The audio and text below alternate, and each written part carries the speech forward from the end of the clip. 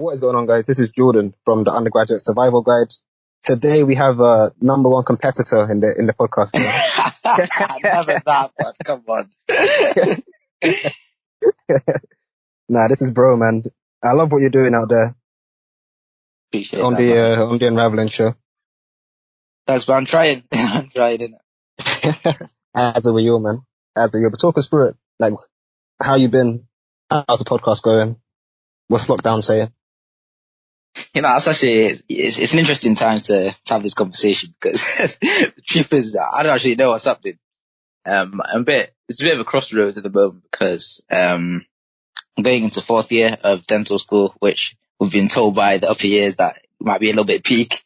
Expecting a lot of my spare time to be taken away by studying and stuff.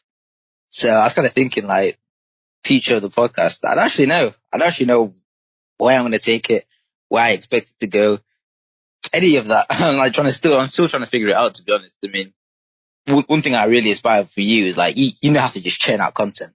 Like, you're just sick at just getting stuff done, getting it out there, like, no problem. Whereas me, like, I don't know, I find it more difficult to like keep consistent with that type of thing. Man. So, yeah, man, because at the minute, obviously, I don't know if you've seen, but I've been posting those like reminders and stuff for the last few weeks, which is just like me kind of sharing a few tips about what I've learned or picked up during like lockdown or even the last few years, to be honest. And what I found is that I kind of like doing those because, not for one, it takes a lot less effort because I literally bulk recorded loads of episodes and did that. And it's a lot easier to get engagement on them because obviously it's just a short clip, like 2-3 minutes, and it's right in people on the feed in people's faces. So a lot more people are seeing it. As opposed to a podcast, I think I have to work a little bit harder to produce it. So, and it's harder to get people to see it in the first place. But at the same time, I like doing them as well, so I don't want to stop doing them.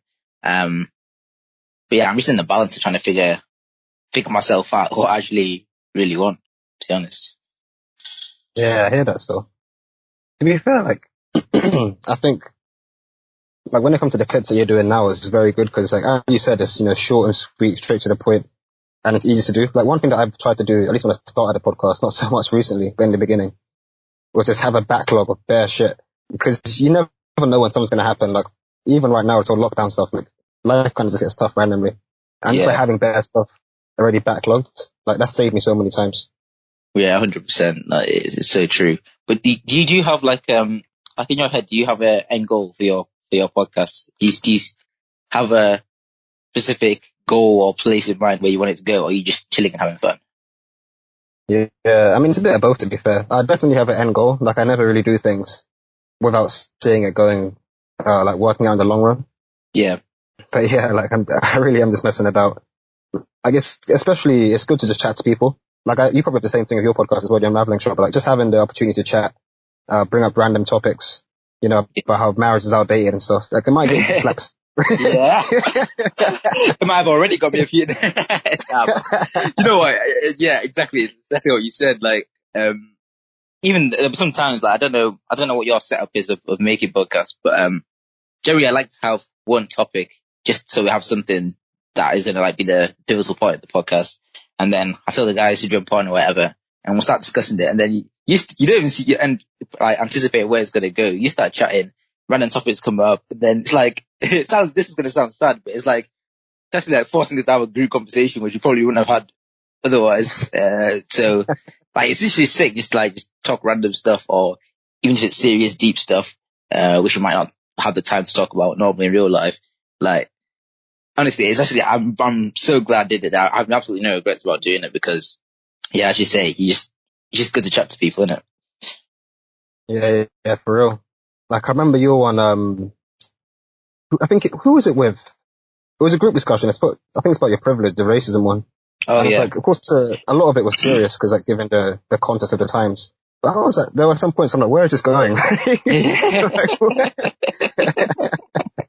There's no end goal, there's no end point. We're just waffling. Literally, I love it though. I love it. And I think, like, whenever I watch proper podcasts, I thought, let's say Joe Rogan, for example, or maybe not Joe Rogan, but other shows, you can tell them more scripted, Yeah. and you kind of lose that integrity, that authenticity as you go through. Like, seeing guys like you, and I guess something I try to mimic as well, is like just being completely candid, seeing where it goes, and that's where you get all the good, all the hot takes. Yeah. And also it's surprising, I actually haven't listened to Joe Rogan yet, not a single episode. I literally haven't seen any of his content. How is that But possible? what do you say? How is that possible? I don't know. I've been meaning to. I had the Kevin Hart one like on my watch list for ages, but I just never started it. I need. You know what? Next gym session, I'm gonna bang it on. But yeah, I like having a good mix of podcasts that I listen to. So I have some which are like quite serious, which are like, I don't know, like life advice kind of stuff, and then I have some which are just literally pure leisure, which I listen to an NBA one where they kind of like run through the weeks of the NBA and what's happening and all that stuff. And I love that. And then I've got another one which is like, yeah, group of guys just chatting. So like it's good to just be you as opposed to trying to script it a specific way, because I think to somebody as like that's what going to be what they're looking for type of thing. Like you can't really expect to get a perfect mix of this and that, because it's just not. Yeah, it's just not like that. Yeah, for sure. So That's true. I think it's nice to have a creative outlet for sure. absolutely, yeah. Like, I can imagine when you compared like podcasting and your clips on Instagram compared to dentistry, like it must be a very different, not career path, like a very different level of thought must go into that sort of stuff. Yeah, definitely. I think I think I'm a person where I'm a jack of all trades type of guy, and I think that's how most people should be, because like whenever you learn like a new skill and you're starting off at learning it, obviously your rate of learning is really quick at the start. Like if both of us were to pick up like some frisbee sport or something, like at the start would be terrible. Then we start and we get really, really good. Then at a certain point, the progress starts to slow down a lot, and you have to grind just to get like a little bit better, that type of thing. So to me, it's almost like a no-brainer to spread your time and effort out. Because if you spend an hour learning 5 new skills that you've never touched before, you obviously get a lot more out as opposed to just grinding 5 hours on one specific thing.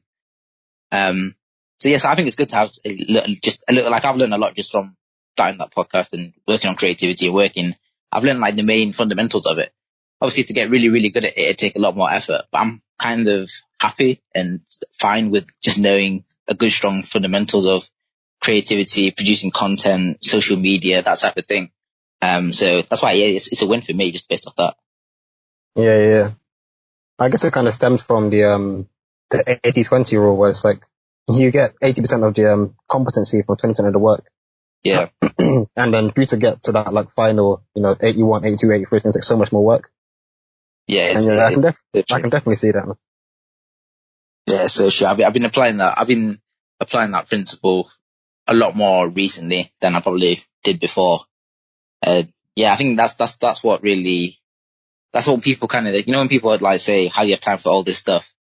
It's probably because of that. I don't actually know if it's a good or bad thing. It might be an interesting thing to think about, but like, is it worth me for say revising that much harder to get 5% extra on an exam?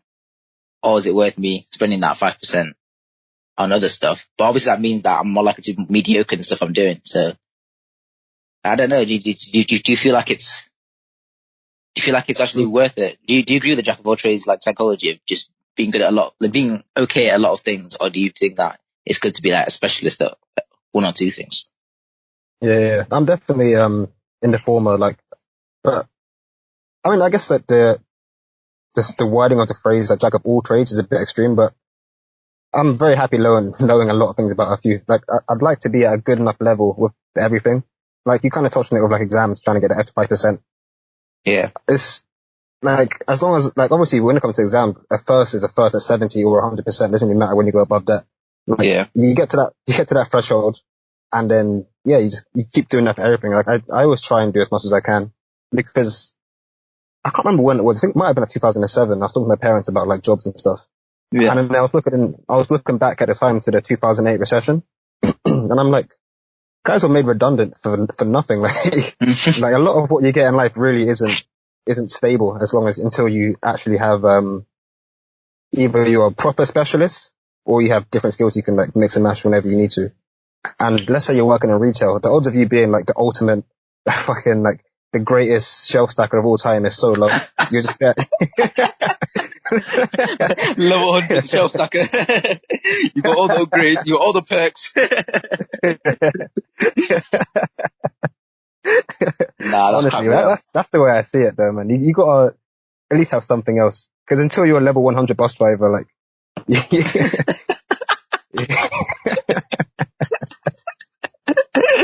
Yeah, I hear that for sure. But then how does anyone ever become to that level? Like, is that?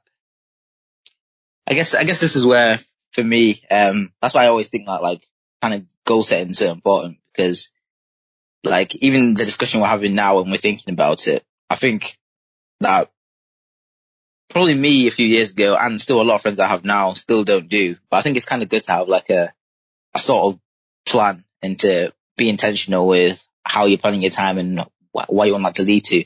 Like if it was deep in your passion, like you want to be that level 100 bus driver, then then I would be like, you know what, that's calm. Like if you can sit down and say, yeah, that is what I want, I'm not bothered about learning anything else, then that's what I think, where you should be like, okay, you should follow that specialist route if that's for you.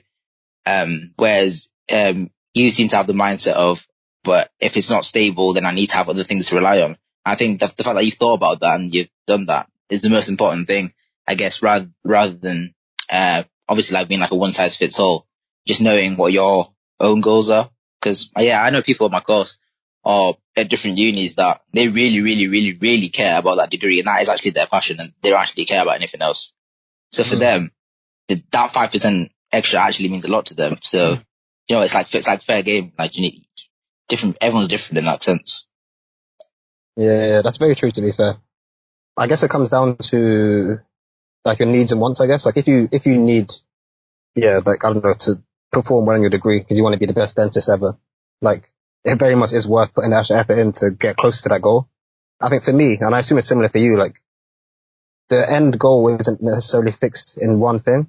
Like just being financially stable or like, I don't know, having a nice wife, whatever your goal is, it's not necessarily specific. And because there are several ways to get there, you might as well have as many possible doors open into that, into that final stage of life. Yeah, I was going to mention that. Yeah, definitely true about like not closing off other things, because yeah, of course.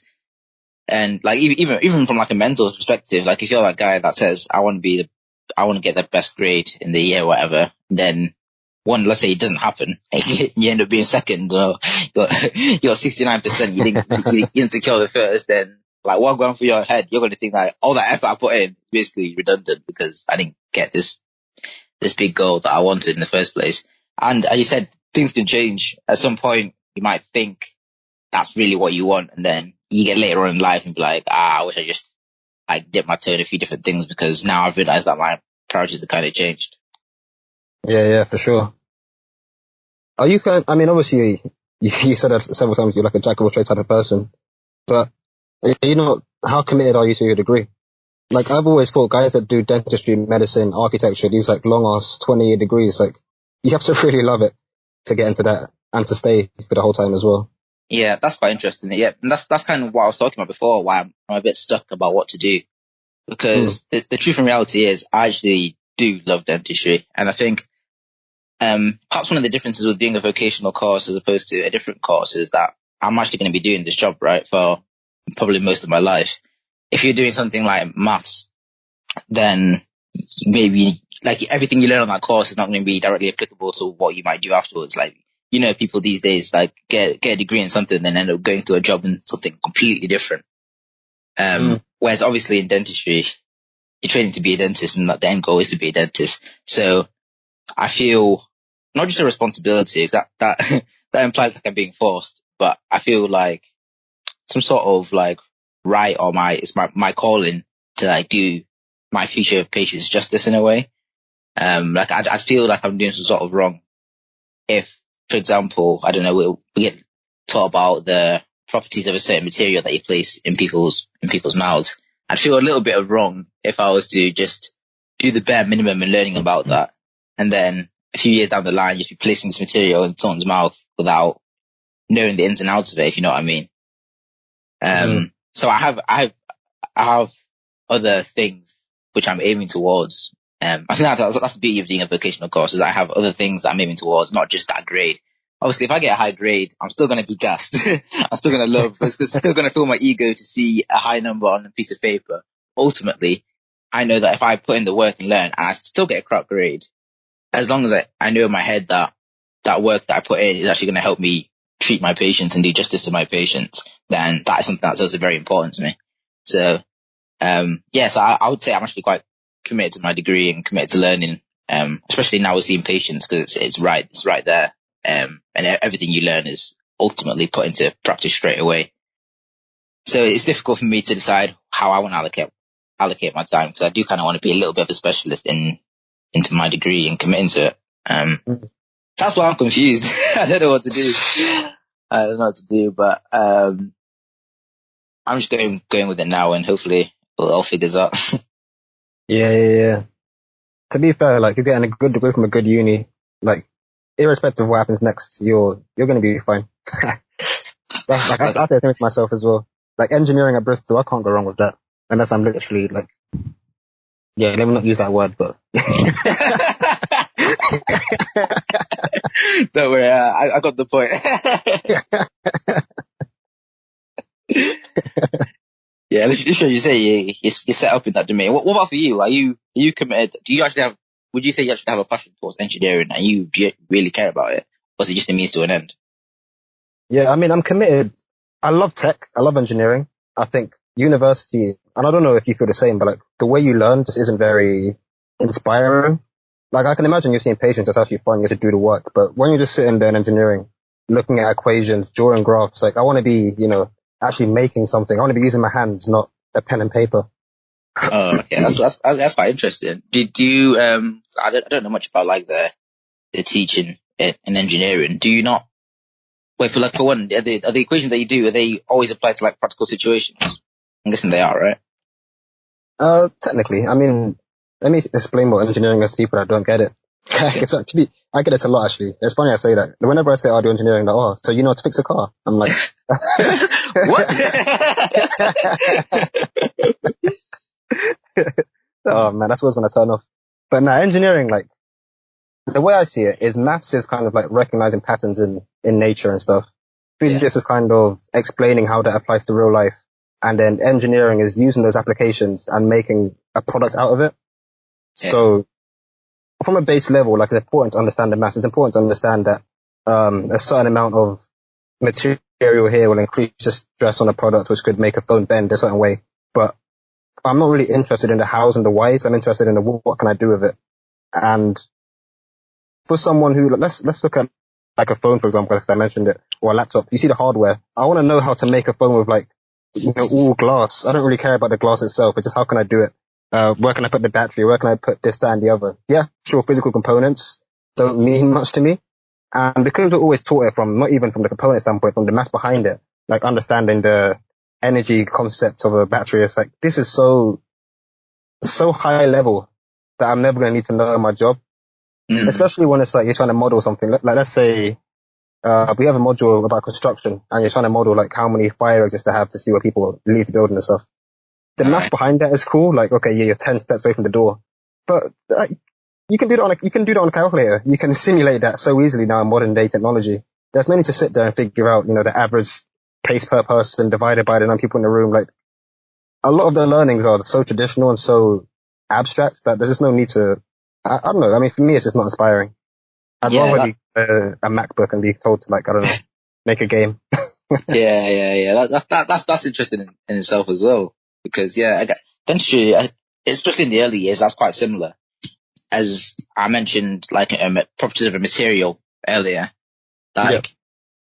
So there might be all this, they might tell you about the setting reaction and how these different chemicals bond to this. But I guess that's not really important. The important thing is to understand that, I don't know, like, this material gets hot when you mix it. Like, that's the fundamental thing, is to understand that it gets hot, so don't put it on a patient's cheek or whatever. And that's the practical element of it. And in the early years, it was really like that. You did like theory based. and stuff like that. And I guess then it is quite hard to make that link into why do I need to know this, basically? Like, all that work's already been done. Just tell me what I need to do, and then I can just do it, type of thing. I would say though that when I've been looking at research and getting into research, I think in terms of taking stuff to the next level, that it is quite important to have that knowledge of how that thing works in the first place, as a way to be like, okay, how can I improve this, or how can I edit this to make it even better in the future? And I've always said as well, with the dentistry degree, it's a bit weird because we learn like such a vast syllabus where we learn the specifics of like human disease, and then we'll learn about like oral cancer really specifically, and then we'll learn about gums really specifically, and then we'll learn about everything else. Like, we'll learn all these modules really specifically. But then some people will go and just be a general dentist, so they'll just learn the basics of everything. But then some people in that course are going to want to specialize in gums, let's say. So therefore, having that teaching on the fundamentals and like the nitty gritty of it, I guess, was important for them in a way. And then someone else might want to go into research and think, I don't even want to be a dentist. I don't even care about the actual clinical bit. I just want to sit in a lab and do like experiments and stuff and do that. So it's a bit weird because the degree kind of has to cater for everyone in a way. So if I was a research guy and I just wanted to sit in a lab, and you just want to be modeling the thing in a different way, it's kind of hard to cater for us both in that way. Yeah. That's interesting as well. I think that ties back into our, past discussion about jack of all trades. Like, university very much is teaching you to be like like an all-round dentist or all-round engineer, all-round French translator or whatever. Like, they teach you everything that you need to know instead of specifically. I mean, I guess in later years, if you do a master's or PhD, you specialize. But yeah, I guess that's interesting, because before I was like, I completely want to be a jack of all trades. But when it comes to my degree, I don't want to learn about thermodynamics, man. I don't want to look at abstract structures. I just want to do this one specific tech thing. But I completely agree with what you say. Like, you do have to cater towards all types of students, all types of backgrounds, and there's no easy way to do that other than, I guess, providing them with a breadth of knowledge to start with, and then whittling down as you go through in your career. Yeah. So I think, like, in an ideal world, like, I think it'd be interesting to see, like, can you imagine if they made like another course and they just called it, I don't know, like clinical dentistry, and they just taught you stuff that you needed? Because realistically, like a dentist doesn't just drill teeth and place civilians and does root canals. You could probably teach that to most people, like the practical skills of it. Like, you could teach it vocationally in a way, the same way that like hairdressers are taught, barbers are taught, in the same way that like firemen and policemen. It's pretty I don't know for sure, but I'm pretty sure most of those are taught in colleges near me, and a lot of it's just practical. Like, this is what you have to do it type of thing. Bro, so what you're saying is, you're saying my barber can be my dentist as well. Bro, with the right teacher, your barber can do anything. Skin fade on the molars and the back. Yeah, bro. I was going to say, I have to see the fade first to see whether he has the skills to translate that first, but potentially. Yeah, so it'd be interesting to see if they offered that clinical and they say, okay, we won't teach you the science, we'll literally just teach you how to drill a tooth. If anyone would actually choose that pathway. And the same for you with engineering. If they said, okay, scrap all the theory, we're going to teach you just to, I don't know, some sort of technology career where they're telling you it's all practical from the start. I'm guessing for you, that'd be something you'd be like, yeah, I'd rather just do that. Yeah, absolutely. I mean, Bristol started, was it last year? I think maybe the year before. There's added a course called Entrepreneurship and Innovation. And I'm like, oh my fucking day. It's like, if only, man. That's like completely you. Literally, I read the spec and it's like, it just says, course requirements, be called Jordan. It's like, what? Nah, I hear that though. I do think, that's an interesting point, because a lot of degrees are very, not vague per se, but quite big. Like medicine, there's so many different ways you can go into medicine, but they just give you this medical degree. I imagine the amount of guys that will do, like, is it orthopedics or whatever, or all these different bits. And the same with dentistry. So if you get to do clinical studies, like, obviously it would be hard from a logistical standpoint to just have a massive unit that does everything, but I hear that point. Because there are a lot of courses where you look at it and it's like, I kind of like this aspect, but the rest of it I don't like. Or vice versa. Like you like a lot of it, but there's one module you're not really too keen on. I wonder if they could, effectively execute that and have like specific degrees for specific people. Yeah, I think, I think a degree is kind of like, it's a bit of a passport that like lets you deal with other things as opposed to you learning it specifically. Like it's just from the skills you learn and having that wide breadth, it kind of, it's like proving to an employer that you have this set of skills really, isn't it?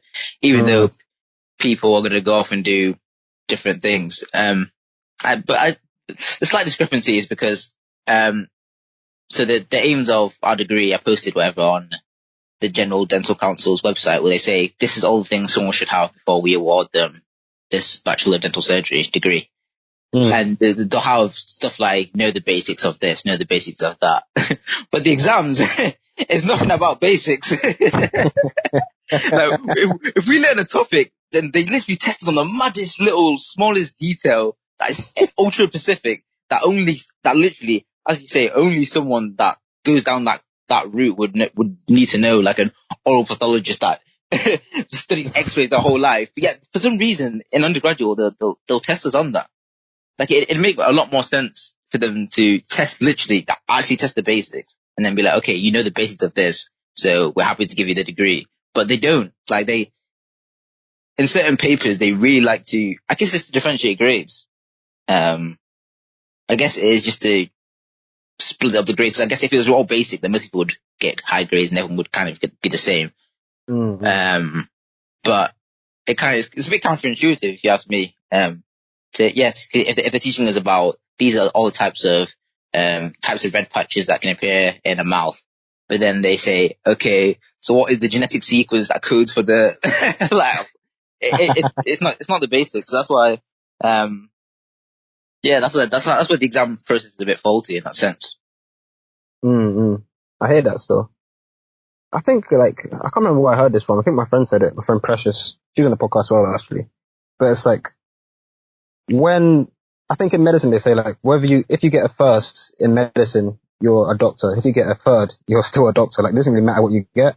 I think the grade is more so your starting salary, right? Is that similar in dentistry? Because as long as you graduate, you're still considered a dentist because you have that, like, minimum requirements. Yeah, so for us, I guess this is again to our advantage.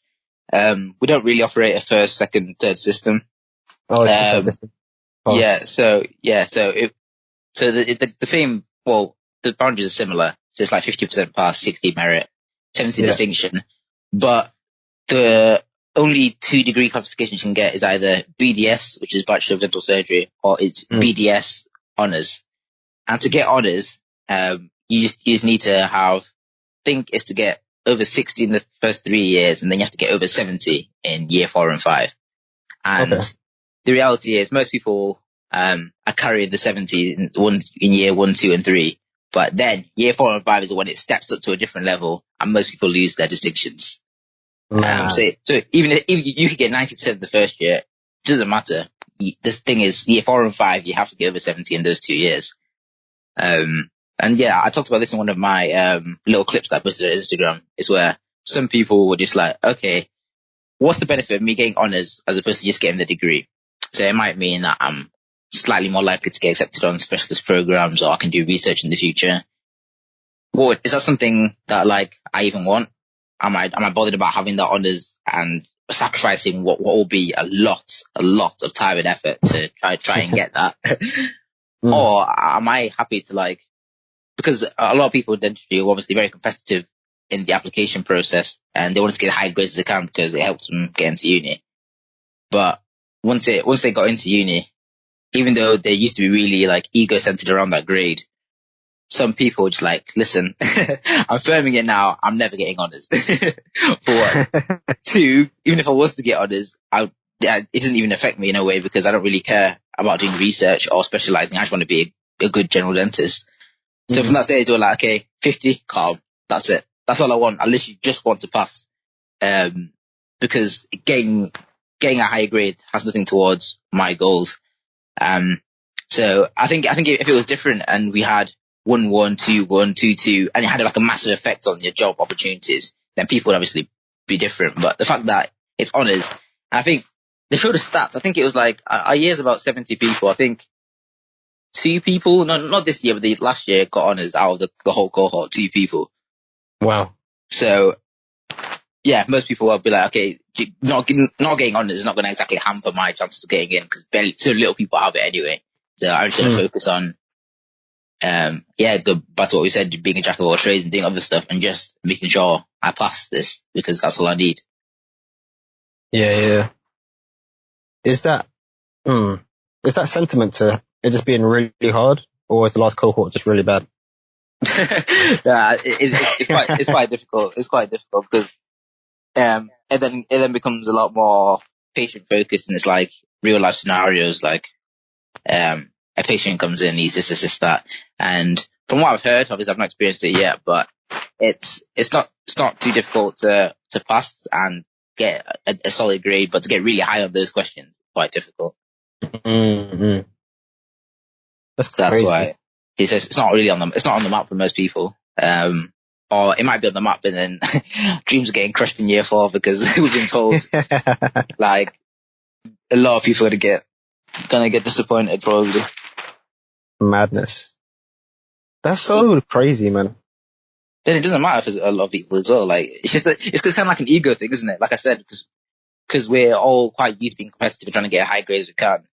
Even though we know, let's say that the honours won't do anything, I think some people low key in their head is like, but I still want it because I know it's so hard. Now I really want it, like just like to be a big man. That's my own ego. It's interesting, It's interesting. I find it's an interesting course to be on. Yeah, I hear you, man. I hear that. You're capable, man. Based on our like 20-minute interaction in the past. Yeah, but yeah, I'd figure out if I want that. At the minute, I don't think I do. I don't think it's worth the effort. But we'll see. Yeah, I hear, it sounds like it's a lot of work. Like 2 people in a whole cohort to get honest. That's ridiculous. Yeah, and like you can't even begin to think how many hours that is over the course of those that year 4 and 5. Like that must be like a madness. Like it's probably a couple of hours every night extra. That's like thousands of hours gone. Yeah. That's nuts, man. How come you decided to do dentistry in the first place? Like, I imagine you don't know how hard it was before you started, but I've never heard someone come to me at like a 16-year-old and say, you know what I really like? Teeth.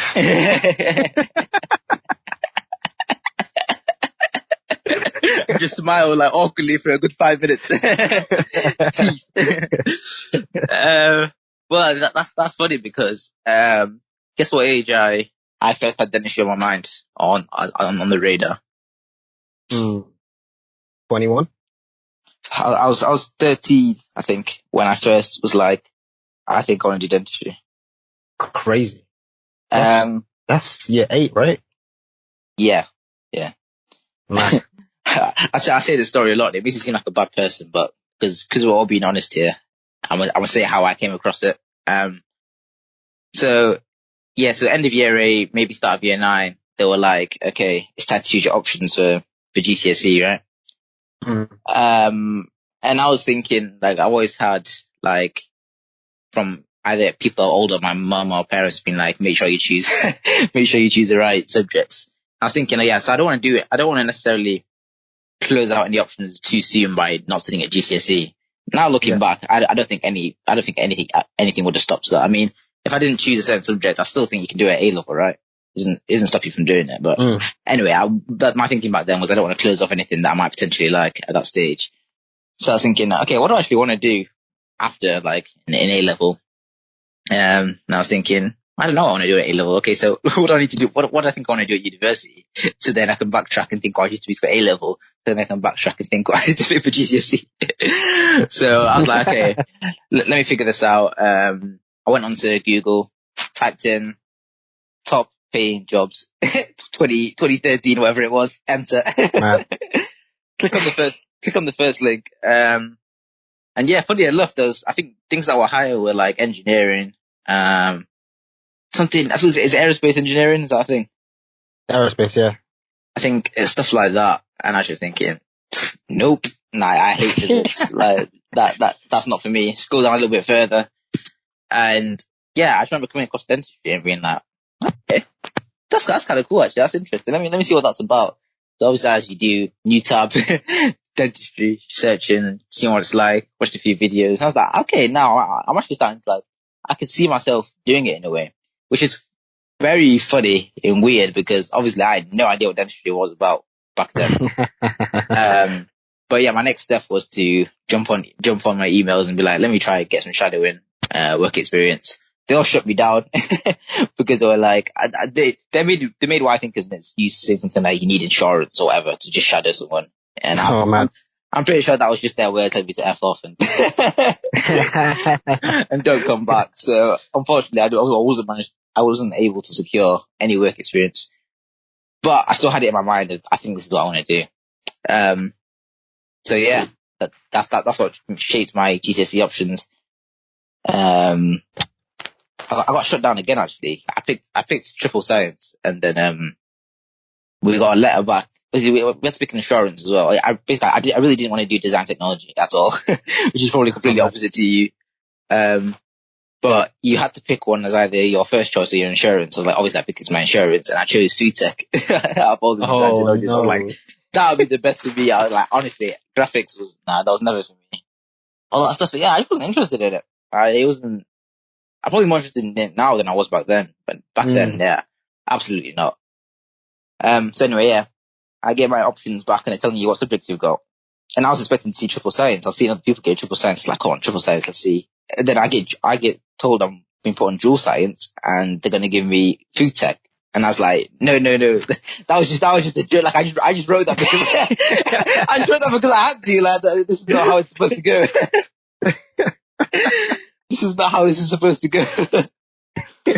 So, yeah, I told I had to tell my mom about it, told my family. I was like, no, like, what we're going to do? Like, I don't want to do food tech. I don't want to be cooking granola and flapjacks all year. So yeah, then my mum had to talk to the head teacher, explained, and then finally he was like, all right, fine then. Switched to triple science. So that kept the dream alive at that stage because I wanted to do sciences at A level. Yeah, I went to A level. I did work experience in sixth form, and it was 1 week, and it was organised by the sixth form. I don't know if did you have work experience organised by your sixth form? Was that just us? Mad. No, I never had that. But I think apparently it's not a legal requirement, but apparently it's quite common now. So, Yeah. We had to do it. It was like a week where like there was no lessons on anything. mad. Now we had like a careers event where guys came in and talked us through like what they do. But even that was only like 25 minutes or something. Yeah. Yeah, that's crazy though. Yeah, it was really good actually. Yeah. But the thing is, at this stage, because basically you had to apply to what you wanted to do work experience. So they had a massive list of companies, places, and you had to apply to what you wanted to do. And I was like, for dentistry, you need to have work experience to do the interview and be successful. And I didn't have any at this stage. I'm crapping myself. So I'm thinking, I'm applying here. They need to bless me with dental work experience. I'm literally screwed. And luckily it came through. And that's when I went for a week. The dentist there told me, don't do it. To be fair, he's like a 50-year-old man. He's probably sick of it by then, but he's like, yeah, don't do it. But when I was there, this is the first time, even though I had this plan, or this seed planted in my head from 13, when I reached sixth form, and I was probably 17, 4 years later, this is the first time I'm actually getting insight into what it'd be like. And yeah, I could just see myself doing it at that stage. That's why I decided to do it, because all the things that I researched when I was 13, I finally got to see in action when I was probably 17. And you can just see it. You can just see yourself in that environment. It was pretty much that. That's crazy. And I know he's rambled on there and gave him a whole life story, but that's literally how it happened. And if you want specific reasons, I guess is wanting to help people. So as I talked about, like the actual passion of giving the person, the patient, your best care. I really wanted that, because it gives you a sense of like meaning and value. Even back then, I knew that there was no point chasing a job simply for money because it wouldn't last. And I found that out even when I did another week's work experience in the office and I hated it. And I was thinking, it doesn't matter how much they pay me. I'm not sitting. Imagine I got in there. I thought this was just a joke. I got in there and they were like, "Oh, TJ, do you want to go make teas and coffees for everyone?"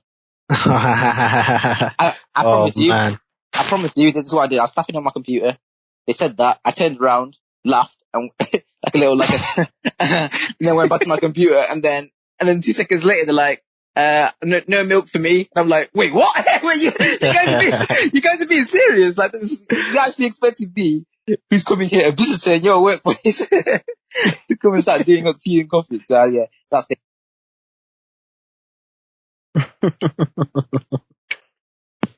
That's jokes. I just pressed Siri button by accident. But yeah, so that's why I ruled out anything like that, and I knew that dentistry is what I wanted to do.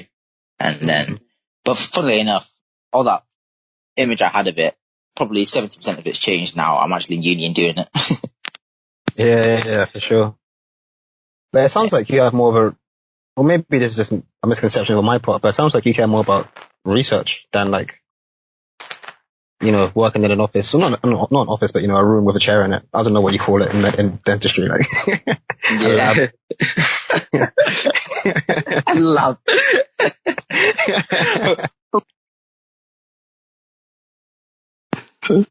Hopefully there's experimenting going on patients, but yeah,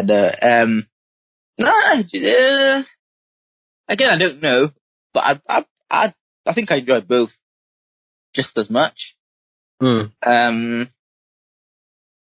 depends research in what facet, because the actual research itself, maybe not, I don't find it enjoyable, but I like the idea of trying to improve stuff that's already exists and making it better and improving outcomes. But then again, the most fun bit, I can't imagine, like, honestly, praise to people that are doing courses where it's just lecture based. I could not imagine doing that.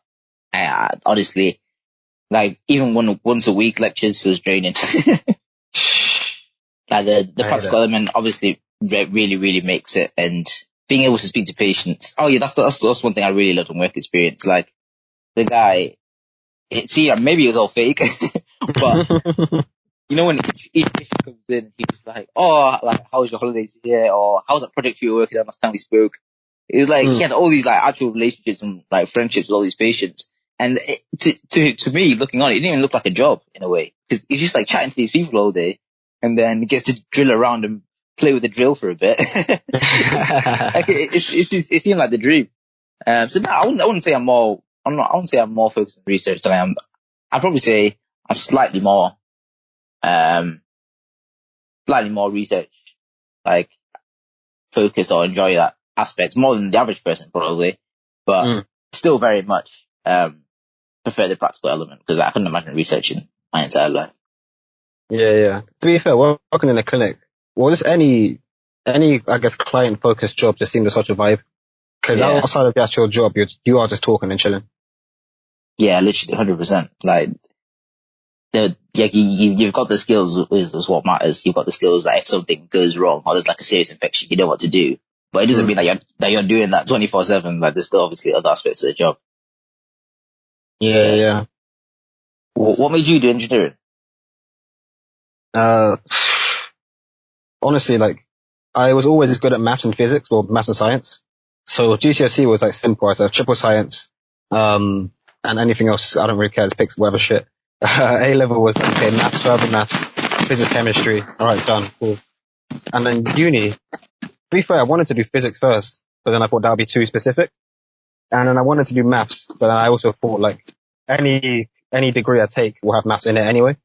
So I thought, okay, physics is too specific. Maths is like kind of sprinkled between like economics, all that stuff anyway. So engineering just made the most sense. It was the most, not general per se, but compared to maths and physics, it gave me the best of both. When I grew up, I remember getting like the PS3 for the first time and a little Game Boy. I'm like, yeah, this is the future. When I started having a phone with touchscreens, I'm like, yeah, this is where I want to be. Yeah. And as I grew up, I kind of see it more and more in the other industry as well. Yeah. And through that, it's like, I don't even know, like, you see it everywhere. You see medicine. You have these new machines that can that can self-analyze patients and stuff. You see cars getting faster, electrified.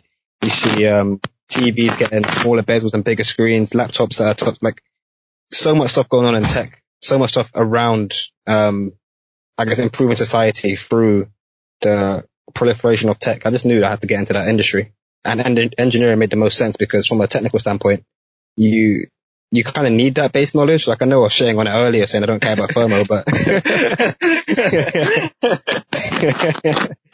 but to some degree, like the more you know about, these individual, I guess, aspects of it, there's no limit. Like there's literally no limit to how far you can go.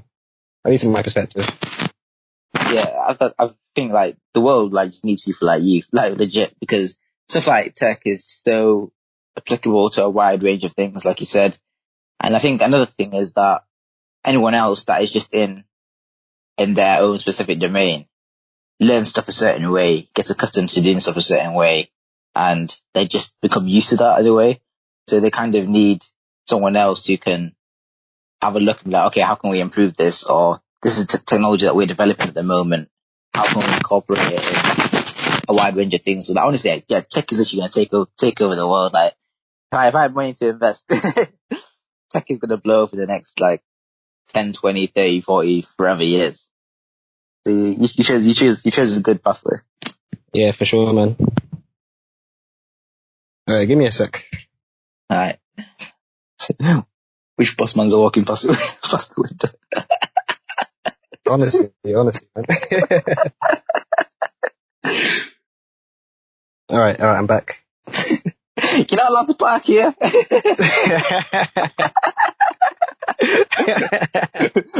Jordan quickly just moved his car from the disabled spot. Have fun editing that one, man. Imagine that. Longest thing. Word. How much did you hear? How much did you hear? What did you say? How much did you hear? No, I didn't hear anything. I just heard mumbling. I didn't hear. Oh, calm, yeah. Enough boss man walking around. I'm literally outside my house. So like, oh, can you move? No.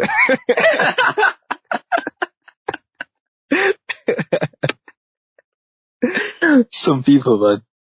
Honestly. I need to get a proper studio soon because causing me hassle. Yeah, I was thinking, next time I do like a group discussion, I want to just try it one time, hire out a studio and see what it's like. I think it'd be a sick vibe. And there's a couple in London. Yeah, they're a bit pricey though. I feel like maybe a one-time thing, like I can't be paying. Yeah, I'll send you a link. I found one that's like £20 an hour, I think. Oh, like that's not even bad for one session. Well, even for long term, to be fair. I was looking at. I'm pretty sure the one I was looking at was 65 an hour or something. Fuck me. That's probably East London for you. This is the Leeds, to be fair. This is the Leeds. Yeah. But I was thinking, like, imagine, like do it gaswork style, get some food in. Yeah. Chilling, everyone chilling. Like, yeah, it'd be sick. Maybe I'll do it, like, 1 year anniversary of the podcast starting. Yeah, honestly, man, that'd be a vibe. 1 year later. Yeah, you're legit. Fake something though, because it's only one time. It's not every episode, but I'll tell everyone, true. Guys, this is where we've been recording now. So over there is our audio engineer in the corner. Say hi, Steve. In the back we've got. But more time, Monty in my bedroom, sweating, PS4 headset on. Trying to make ends meet. But the fans don't have to know. The fans don't know, man. The fans don't know. When I say the studio, they think I mean like, a sound engineer in the back. I got all the knobs and gears, whole DJ set. Bose headphones, Rode mic. Yeah. Oh man, that's a dream though. Like I'd love to have that. Honestly, anything to step up from AirPods. But Okay, you can tell me this from a tech background, but those earphones are crap. Like, they're so overrated, in my opinion. Bro, like, I don't even know what to say. Like, when, even from a consumer tech standpoint, like, the things people buy are so crap. Like Beats, people But just buy the brand, man. I 100% buy the brand, but I think I've got Beats, and I think they, like, defecate on AirPods. I think they defecate AirPods. Where? Like, AirPods, the sound quality is not even good for what. Like, Mm. like the volume as well. The volume's like in the. I don't know if you go gym or anything, but can you hear anything when you're out when you're wearing AirPods?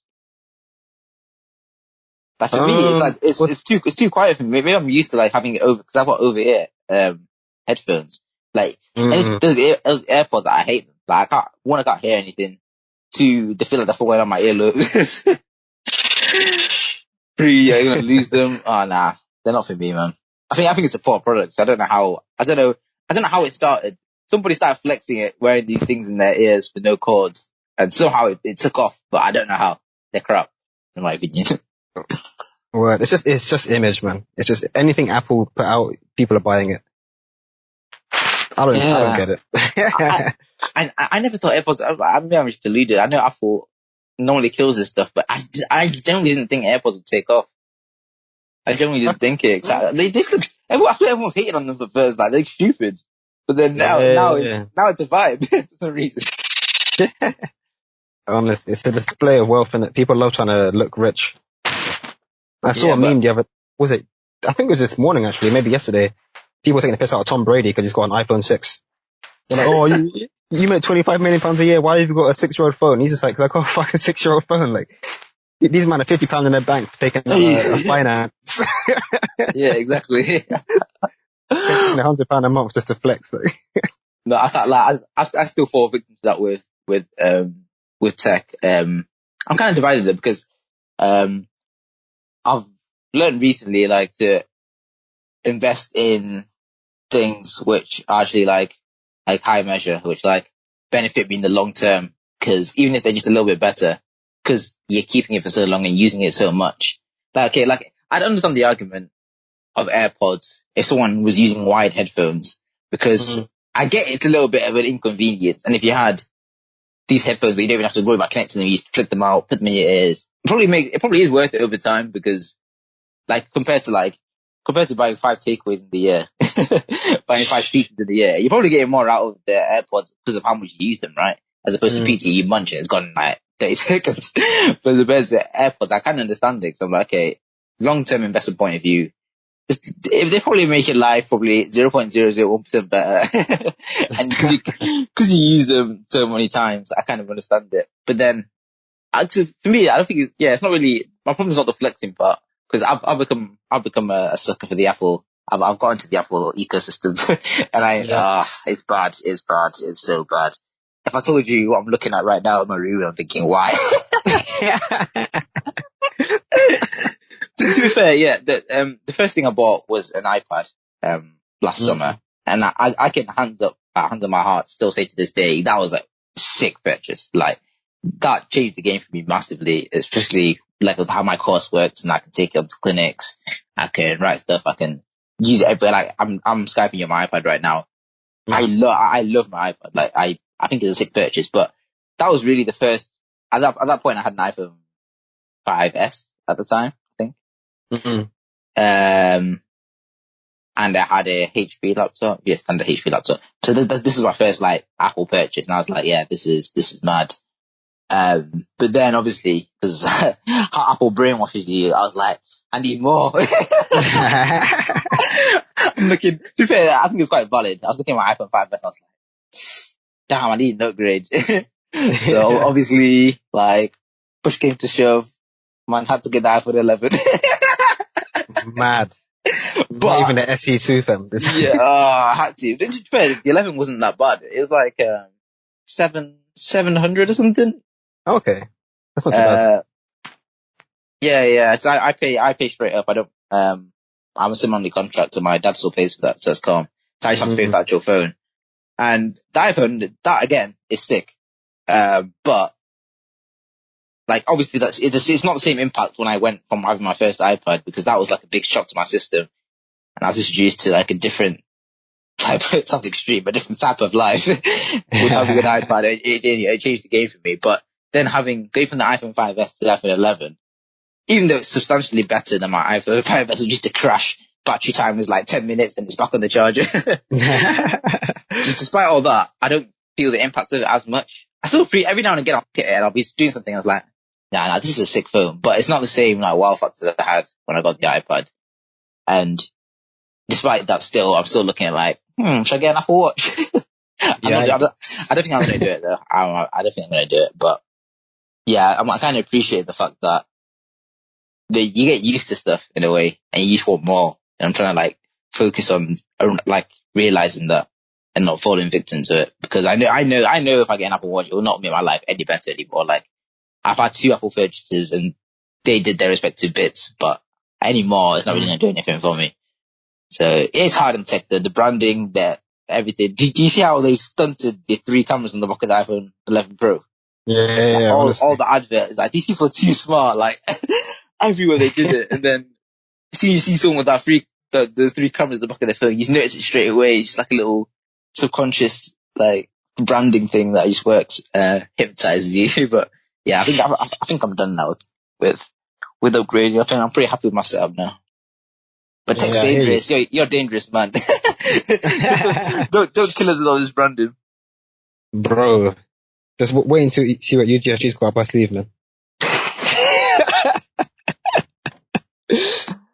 I don't want to see it. I'm going to have you buying shirts all summer next year, man. You know what? Anything to support our brother. I got you. Man, like, now tech, like, I guess to bring it back to what we were talking about before, but before the technical difficulties, like, I think when you're working in tech or in engineering, like, and to be fair, science as well to some degree, your job in terms of like after uni is very much the next thing. Like, you can't learn to be a good engineer. You can't learn to be a good creative. You kind of just have to, I don't know how to articulate it well, but like, imagine being, Steve Jobs at the time when he pulled out the iPhone. Like, that was groundbreaking. People were like, what? You can touch screens? Like, you can't learn how to do the next big thing. You just have to be in the right place at the right time, kind of. I don't know. It's hard to explain. Yeah. I hear what you're saying. Yeah, it's very nuts. And I think I was talking to someone the other day, with a similar conversation about branding and stuff, and it's like, you really have no idea the amount of like insane mathematics that goes into how these brands work. Like, I mean, we can go on all day about like data and privacy, but these guys know exactly how to get you, man. Like, down to like the smallest adjective that they put in a sentence because they know that that's what people like. All that complex maths, all that data analysis, like, I don't even know how it works. I just look at one formula and I'm like, okay, yeah, now I'm buying that. I'm buying this brand of milk because you said so, not because it's a brand. Like, Yeah, down to like the smallest thing. Even like the adapters I buy on Amazon, just because it's like 4.5 stars instead of 4. Yeah, it's crazy how it works. In a way, I can accept that it exists, and I'm just trying to find out how I can leverage that to my own good, but also not empty my pocket too much. Because like a big one, like I'm such a waste man. But a big one that I've got into is, you know how like the Gymshark athlete scheme works. Nah, but I've seen you repping the gang. Yeah, so they have loads of like sponsorship deals with basically any athlete or someone in the gym that gets over 10k followers. Like, yeah, here you go, sign up to us, Gymshark, we'll bless you free clothes, just wear our stuff in your videos, type of thing. Man. And it's so weird how obviously I have a few people that could really inspire me, like Ross Edgley. Don't know if you've heard of him, but he's a Gymshark athlete, so he wears all this stuff in his videos, and just seeing people that you aspire to wearing it just makes you have some sort of weird mental link between that brand and that thing. And it's not just one of them. The Gymshark athlete program is massive. Like, almost everyone that does fitness or gym stuff reps that stuff. But because I've just accepted that it's always going to exist. Maybe I'm submitting to the companies, but I don't know. But I use that in a way to get my mindset in the right way. So when I bought that Gymshark stuff is when I was preparing to gyms to restart. It's after my birthday as well, so I'm allowed to spend. But it's praying for the gyms to come back, and so I want to take this year a lot more seriously in terms of what I'm doing in the gym. And as part of that preparation is what people would call like gear acquisition, I guess, where it's buying stuff where you're getting ready. Just like if you were about to start like a podcast or YouTube channel, you start buying equipment, don't you? And you start to, or if you're going on a holiday, you start to buy the equipment. It's like, it kind of gets you excited, doesn't it? It kind of gets you like mentally prepared and pumped up for this thing that's about to happen. Like when you go out and you buy holiday clothes, it's like, oh, it's happening soon. Like you get a little bit giddy about it, and then you start watching videos like clubs in Marbella, like searching, like getting gassed, like searching all that stuff. I think that all leads up to and can actually help, like motivation and keeping you going and all that kind of stuff. So although it is bad and we're giving money to all these companies, it just serves a purpose in a way for me personally, because having all that stuff gets me in the mind. I don't know if like them people at uni that buy Macs have that same thing, but I'm pretty sure they do, because the way they be tapping on them on them keyboards, they secretly know they're gassed that they have a Mac right there, and it probably makes them work harder. Like maybe not long term, but especially when they first buy that thing and they're going to uni and they're setting it up with a little coffee by the side, they're just getting themselves in the right mindset. It's true, though. It's true. Like, as much as I'll slander them and take the piss out of them, I also know that them having all that stuff and getting in that zone is probably helping them in a way, to be fair. And if I was to do the same thing, if I was to have a Mac and to buy coffee and get to the lecture 5 minutes early and set up and have that, I probably would be a bit more gassed and probably help me. So yeah, as much as it is a bit of a sucker's game, I think we can leverage it to help ourselves as well. Yeah, it's true. I wonder if it happens, because obviously we're aware it happens subconsciously as well. Like you kind of just see brands more and it makes you want to buy it. Yeah. I imagine low-key that happened to you, coming to London to study. Do you think? Yeah, man. People look at London as the promised land. The amount of subconscious branding goes into London. Oh, red buses. Yeah. Like, I mean, you can talk on yourself, but like, how come you decided to come to study at Barts? I guarantee it's the promised land. I didn't want to come. Swear, what was it? Second choice, insurance. Yes. So I application process, but I applied to Leeds, Liverpool, Sheffield, and Barts. So you're allowed to apply to 4 places for dentistry. I also applied for a 5th option, sports science, but won't talk about that. So when I went on work experience, one thing the guy told me is right before I was about to apply, he was like, I graduated from Cardiff, and like, if I can give you one piece of advice is don't rule out moving far away from home.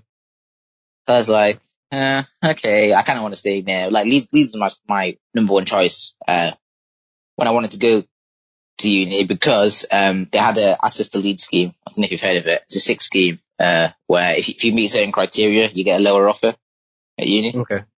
So I think the criteria was like, your postcode is a low progression to university. So I had that one. I think it's like household income. Oh, yeah. I've seen those. Like, or being like first generation in your family, stuff like that, basically. Yeah.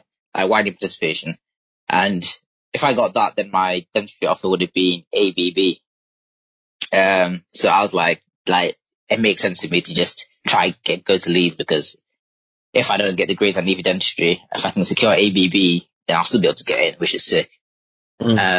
So Leeds was my number one choice. I don't know the nitty gritty of it, but they have a different exam you have to sit to get into Leeds. That's different to all the dental schools, and that went badly. Long story short, that went badly. So I didn't get into Leeds, but my other options, Liverpool, I flopped as well.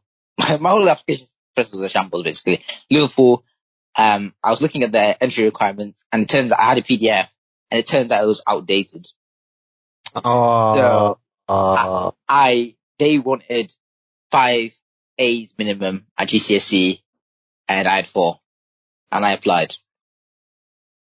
So anyone Listen, make sure you go on the website, most updated version, and just read that thing like a million times. I literally I just stripped away an option there for absolutely no reason. Oh no. It's funny because like I didn't even notice for ages. I didn't notice until I got rejected, and then I emailed them to be like, okay, can I get some feedback or how can I improve? And they were like, yeah, sure. So you didn't meet our minimum requirements. So you were automatically rejected. I was like, oh, okay, peak. Yeah. Yeah, and I applied to Sheffield too, and I didn't get off from there. So it was looking peak. Barts was the last option left, and I didn't even want to go there really. But the only reason I applied there was one, because the personal work experience, I don't rule out moving far away, and two, at the time it was number one on the table for dentistry.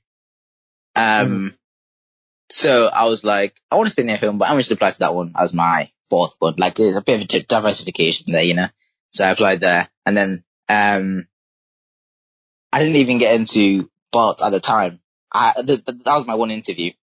I got an interview to Bart. Came. That's when I saw Whitechapel for the first time. Had to do a little double take because I wasn't expecting London to be like that, but that was naive of me.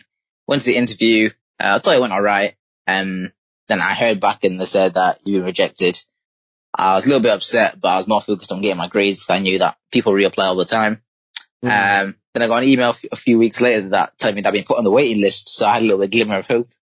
And then turns out a few months later I did exams on results day. When I'm chilling with my boys, I've already we got our results at 6 a.m., A-level results at 6 a.m. So I knew I got the 3 A's. I was gassed about that. I was kind of relaxed. I didn't really care. Even though I didn't know what I was doing, I was going to try to ring up a few clearing places and see.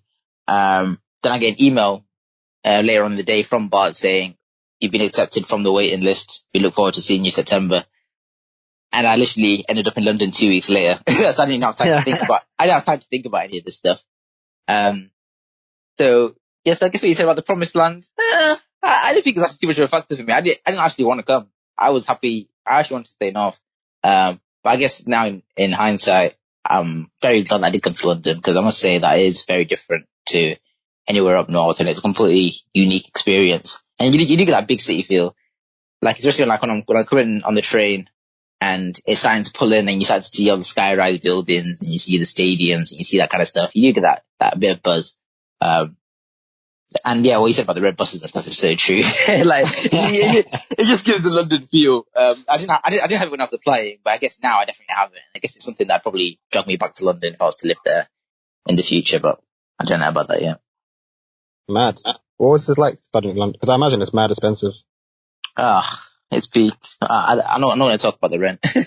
I'll leave that conversation out. But yeah, it is very weird. It's very expensive for one.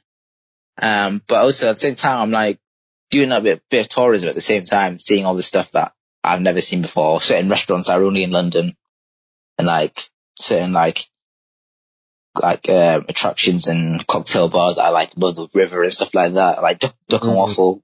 That's like, and Leeds is a few places like that, but it's not really to the extent that London is, where there's so many places that have ridiculous views and so many places to go to. Yeah. So sometimes I don't feel like a student. I feel like I'm just like, I don't even know. I'm just TJ wandering around London, seeing what's happening. Cause yeah, East London's not really that big and wow. It's really in my spare time when I go to the rest of it and get to explore it. But it's sick. If anyone was considering studying in London, I'd say it's the best time to do it, in fact. Because even though it's mad expensive, the student loan makes it more reasonable when you can kind of live at minimum, like, requirements, like nothing fancy. But to live there with your career, I think it might be a lot more difficult. Whereas in uni, I feel like you can kind of get through it in a way with bursaries and student loans and stuff. Yeah, for sure. I think, on top of that, like when you're a student, you can afford to be poor. Like, yeah, exactly. There's no need to flex. You can literally walk into lectures with sliders and a do-rag on. No one's going to say anything at uni. Like, yeah. I would happily, like, I mean, I'm happy I went to Bristol because I live in London. I don't feel the same, I guess, tourist glamour of it. I can just go down on a normal weekday. But yeah, London is such a vibe, man. And like, I would happily walk around in sliders and a do-rag if it meant that I could, afford to live in London. Yeah, for sure. Like, yeah, because I'm unsure about where I'll end up. I have no idea where I'll end up working once I graduate, if I graduate.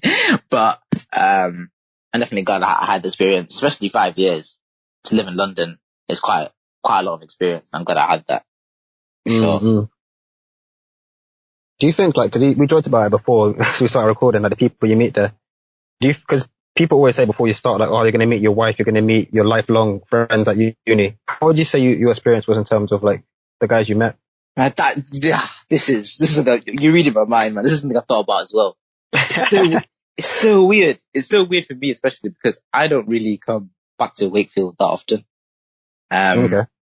Christmas, Easter, summer. That's the only times I've ever come back. So majority of the time, I'm basically living in London most of the time. And I even made the mistake of saying like, occasionally, like, oh, I'm going back home. And when I say home, I actually mean London. Mad. Example, I've just got it, like, they're both home to me now in a way. Cause I've literally been there so much. I rarely come back here. And yeah, so after spending so much time there and I come back, and what's really good about my friendship group from like school and college is that, we still keep in touch a lot. And especially, it might not be throughout the year, but if everyone knows we're back, like everyone's on it and it's like a massive reunion. And it's a different type of friendship because obviously I've known most of these guys since at least year 7. So it's been at least 10 years in most cases or around that time, these friends. So obviously it's kind of a different type of friendship in a way where I really know these guys. Like I don't have to like pretend to be anyone else. I can say whatever comes to my mind, even if it's dark and twisted, messed up. And I can say whatever I want. Like there's no filter. I feel like I'm with family almost, with my friends at home. And I think it's impossible to build that up, so quickly with friends that you need to know in a way how it's going to go. Because for me, especially if I end up going back to Wakefield, I don't know how those friendships are going to pan out. If I was with someone when I graduated as well, because I'm not sure if I want to stay in London, and if they were from London, it'd be sticky because I don't know what I want to do. But at the moment, yeah, I do, because dentistry is quite a small year. I've made really good friends, and I hope I can sustain those in the future. But it is weird to not see my home friends and then come back and then see them again and like rekindle this old, like 10-year-old friendship, which was like really strong. I'm like, man, I thought these guys existed. Yeah, it's weird. It's quite weird. Yeah, I guess Bristol's not too far from London, so yeah. Let's say you met like really good friends, or you met a girl that was, I don't know, from Scotland or something.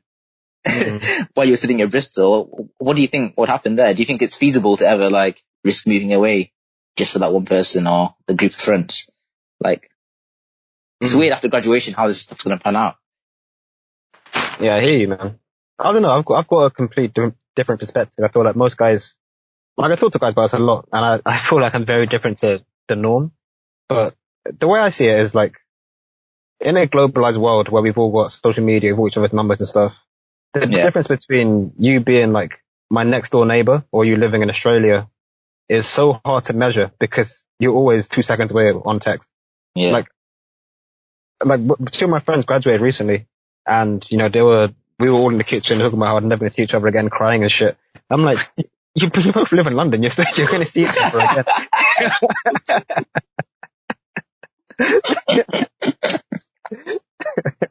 Listen, Central Line is just over there. 5 stops. Literally, man, literally. And I kind of get it. Like, you referenced Bristol versus Scotland. That's obviously a big distance. You can't like link your girl, I guess, as willingly, as freely. But I don't know. Like, when it comes to friends, I don't really see it as that deep because I feel like the distance is so hard to measure. And the way I see it, like, okay, a bit of a context, I guess. Like, the way I perceive success to be is like the amount of free time you have control over. Like, no matter how much money I'm earning, if I'm working 24 hours a day, I don't perceive that as success. Whereas if I'm earning like half of that, but I can do whatever the fuck I want, whenever I want, that's my level of success. Yeah. So when I tie that back into people being like living wherever, long distance, wherever, if I've got the time to see you or even if I don't have the time, like if I want to see you, like I'll make that time, we'll make those plans, it will all be sorted out. And that's why I don't really care as much. Like obviously again, like the Scotland versus Bristol thing, that kind of makes sense because if it's your partner, you really want to be around them physically as opposed to just texting all the time or like dropping by every now and then. But as long as my life's, going the right direction and everyone else's life's going the right direction, I don't really see an issue. I don't really perceive distance to be that big a thing in a, globalized world like we have today. Yeah. Yeah, you make a good point. That's definitely true. I also think, sometimes, I guess it's based on effort really, but like, it's weird that, like, let's say last year, my birthday is like 22nd of July, and I was still in uni at this time, and I celebrated my birthday, with my uni friends, obviously, and it was sick, it was great, and I wasn't necessarily thinking, oh, I wish my home friends would be here, and it was just good to have my friends there. It was really good. This year, I was, because of COVID and all that, was supposed to be in uni, but I was in Wakefield. I spent it with all my, friends from school and stuff like that. And I don't know, I guess it's kind of weird, isn't it? Like, it's almost like completely switched. Like, it's literally like a completely different group of people. There wasn't one person that was common in both of those birthdays. Yeah. So it's kind of weird, like, when I'm here in Wakefield, and let's say I decide to live here and work here, on my birthday and big events like that, does that mean I'm going to invite my friends from London, and see, are they even going to come over all the way from London? Yeah, that's where, like, when it comes to those big type of events, or even, yeah, it just takes a lot more effort. Even if you want to go for a quick meal, it's very easy for me to call my friends here and be like, let's just go, like, last minute type of thing. Where if I was like to my friends in London or come to Wakefield for a meal, they'd probably tell me to go certain places.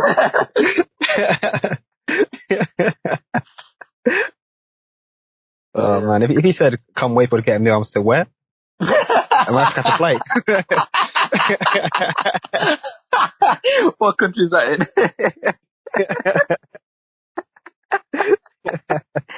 Is that a new chicken place or something like that? Yeah. Funny. Interesting. What's it like up there actually? Because Bristol's diverse, London's diverse, but I've always had this weird conception that anywhere outside of London is just like not mad racist per se, but like just, you just don't see London out. You don't see any brothers out in. I can't imagine seeing brothers in Wakefield. Bro, I mean, look, that group discussion, literally everyone's literally black in that group. And even on my birthday, most people were. Yeah, I think it is a bit of a misconception. I think, especially the young people. Well, to be fair, no, I think it's this. There's like, just like London, there's certain areas where you're more likely to find certain groups of people.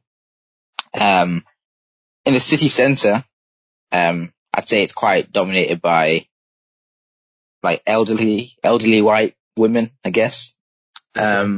So I guess on the face of it, I think in the centre there's like a cathedral somewhere in the city centre, and there's like a shopping centre near there, and that's just for old people really. Like, so I guess if you were to walk out into there, you'd be like, what's going on? Like, where are the young people? Whereas if you go to another certain area, it'll be completely different. Like, the primary school I went to in year 6 was in a certain area, and best believe there was 2 white people in our year group. Wow. I was the only black one, and everyone else was Asian. Everyone else was brown. Man, so you feel right at home in East London then. Yeah, exactly. I'm used to it. Whereas, yeah, certain areas are like completely white, and there'll be some areas that are a lot of black people as well. So yeah, it's actually quite diverse, I'd say.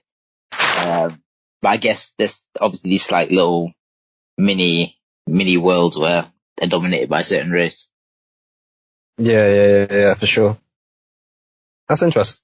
I guess I was hinting more at like whether there was a culture clash coming to London where there's more diversity, but it seems like, yeah, your school seems like I don't know, I guess to me it still sounds like a one-off case, like anecdotal evidence never really counts so much for me. Yeah. But no, it's good that you know, from a young age you realize that people are different. It's not just a white man country at the moment. Yeah, no, I did. It honestly doesn't feel like that at all. Like, diversity's always been there. Yeah, even at my high school, there was right around the high school was probably predominantly white, but there was a little neighborhood called Agbrig, and that was literally like loads of brown people. So there was a big group of Asians that came to our high school. So yeah, I've always been used to diversity. I wouldn't say it's any more. The only thing I noticed coming to uni was specifically East London was there was an even higher amount of Asian people. And the one difference, well, I knew it straight away, was it was weird because back in Wakefield, Mm. we still appreciate, okay, that person's Asian, this person's Asian, but that's as far as it went. And I came to London, and that Asian was that Asian was not enough categorization anymore. People were like, oh, what country are you from? And then after that, they'd be like, what part of that country are you from? Oh Like, yeah, yeah, I yeah, was, yeah, I yeah. was hearing, I was hearing my phrase, like, I was hearing, my first heard like, Gujarati, Punjabi. I was like, what are these, like, next countries and ethnicities?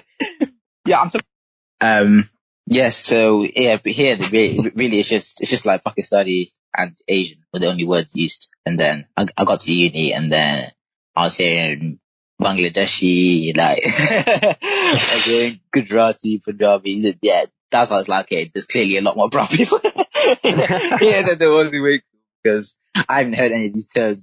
They clearly feel a need for more categorization. Yeah.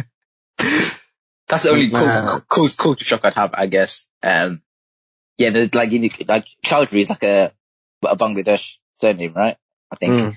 And that's when I noticed, and I noticed certain friends that are here, and I'm like, oh my god, is he Bengali? all this time, I didn't clock his last name and where he's actually from, because in my head, yeah, literally, just Asian. Yeah, yeah, yeah, yeah.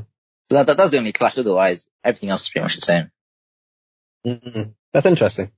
I feel like that, I guess that level of nuance and like being specific where guys come from, that, I don't want to say it's normal in London, but like I was always aware of that. I wonder if that's the thing that is prominent with like, London guys or not. I got to ask my friends. I got to come back to you on that. Yeah. Yeah, no, it's definitely not for me. Like, none of my friends will have heard of any of those words at all. I guess, you know what? I'm just bait, and all those meme pages on Instagram, they started slightly using, like, obviously London terms. So I think that's actually helped in a way. A lot of people picked up this London slang, and even stuff about, yeah, they occasionally they'll just drop in like some Asian words like Gora or something, and one of their captions. Then I'm like, all right, okay, add that one to the dictionary. Oh man, I'm just bait is Brum, right? Birmingham. I have no idea where he's from. Like, I have no idea. I swear. That's funny, Yeah, man. I just have no idea. It looks mixed race or some sort of. Yeah, yeah, yeah. That's funny. A certain mutual friend of ours has been on I'm just bait, I'm pretty sure. Who? Oh, Certain TikTok star. oh, swear. Yeah. I just pressed the button again, and that's why it keeps going. I'm not actually pressing it, but it keeps pressing itself. Yeah. It's a necessary bleeping names out. Oh, it's like a bleep. No, Oh no. no. Bro, I'm saving you time editing here. If you need me to do it again, let me know.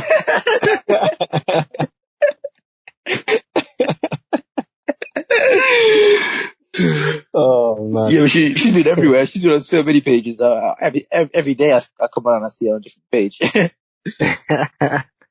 It's nuts. It's nuts. What do you think about that, actually? I mean, let me try and make it more, not vague, but more broad, so it's not like we're attacking her for no reason. No one knows who it is. Honestly. I Anonymous. wonder to be fair, she's not going to listen, but what do you think about how, I guess the way people treat their time at uni? Because I see a lot of people, especially in, well, not Barts per se, but London unis are just out every other night. And I'm like, if you had just spent a week, applying to internships, you'd be way better off now that you're graduated versus those guys that are like, the complete other extreme that are just working and they get their job, but they never really had the opportunity to go out and enjoy themselves. Like, Yeah. I guess, what's your perspective on those two extremes and how you manage your time to make the most out of uni? Yeah, there's certain people at a certain stage in uni where you don't even know these guys' name, these people's guys' names, but you just see them every night out. Like it doesn't matter where, it doesn't matter where, like, what time, day of the week. You see certain people every time. They're always out. It feels that's like the whole life. Yeah, that's interesting. I think I hit a stage maybe. Look, yeah, it's to fair. I actually started in second year, more prominent in third year, and now I'm not really that interested in going out as much. I think, Mm-hmm.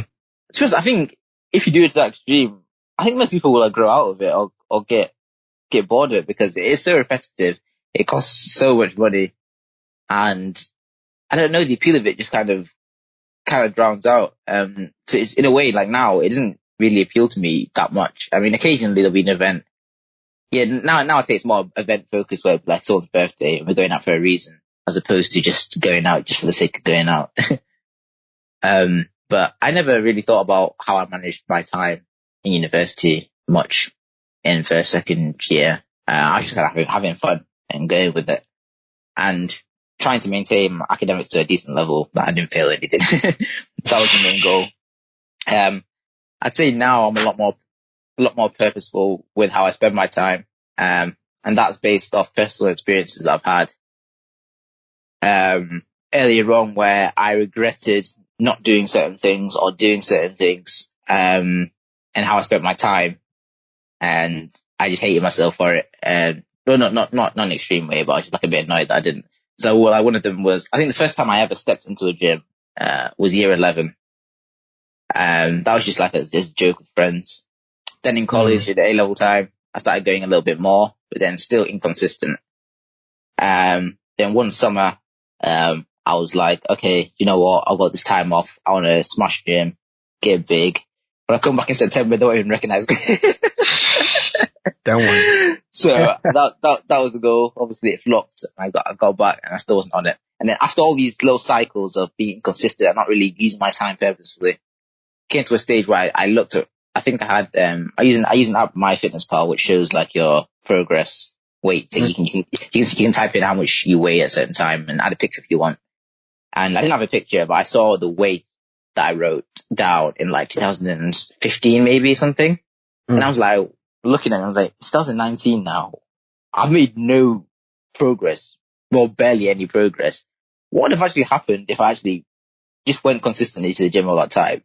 Like, I was kind of like looking back and thinking, like, if I just did like a little bit consistently and like kept at it, that's where the success would have like flourished now. When I never really thought long term. I was all about instant gratification. Whereas now I'm kind of more accustomed to playing the long game. I know how beneficial the long game is. And that's just from, like, as I say, the personal experiences of certain things. Same thing with grades. There's certain grades I've been unhappy with, and I just think back to how worth it would it be until you spend even just an extra hour a week on a certain topic, how much difference that makes over the long term. That with a combination of being a sponge to people I aspire to be like. A lot of people that I aspire to be like, I've listened to any content they put out, and a lot of people say, I never started off like this. I just got this from being consistent for years and years. So eventually I reached a stage where I'm like, okay, I think there's some truth in this. I need to actually think about how I use my time and stick to things long term instead of just thinking about hitting the gym for 4 weeks and then giving up. So then I started doing that, and I started to massively see the benefit. Like when I started going gym and I started going consistently 3 times a week for a year, and I look back at the year, how much progress I'd made. And that was like a wow moment. It wasn't anything fancy. It wasn't me going ham, buying loads of supplements, doing crazy stuff. It was just being consistent and doing, as some people say, the simple things well. And to be honest, that's transformed my life. Like if that's probably one of the biggest lessons I learned is consistency and doing simple things well. Because it's actually the key to anything, down to the way I revise, the way I do a revision, down to the way I approach gym, down to the way I approach certain hobbies. I just always focus on consistency now. And I now set goals in advance to make sure that I am using my time purposefully. So it doesn't mean that I still can't enjoy certain things. Let's say if I wanted to go out loads, that's fine. But I'd sit down before I just recklessly use my time. And I think, okay, so I want to have fun this year, but I also want to gain this amount in the gym. And I also want to achieve this grade. Let me think in retrograde. Okay, what are the steps I need to achieve that thing? So I'm happy at the end. I don't look back and think I regret wasting this time again. Because I hate that. It's honestly a horrible feeling. If you ever look back at a picture of 5 years ago, you look the same. So it's a horrible feeling. So now I do this goal setting and I focus on consistency. And yeah, that's literally it. It's been crazy for me. I'm still struggling in certain ways. Don't think that, like, by me saying this is that I've nailed it and it's perfect now. I've been working on Spanish. I do it once a week and I have it timetabled now. I do it, I think it's tomorrow. Yeah, it's tomorrow every single week. I try to do a little bit of it and I'm hoping from my experiences and the lessons I've learned that will actually come to show. It might not be 6 months. It might not be a year. It might be 2 years.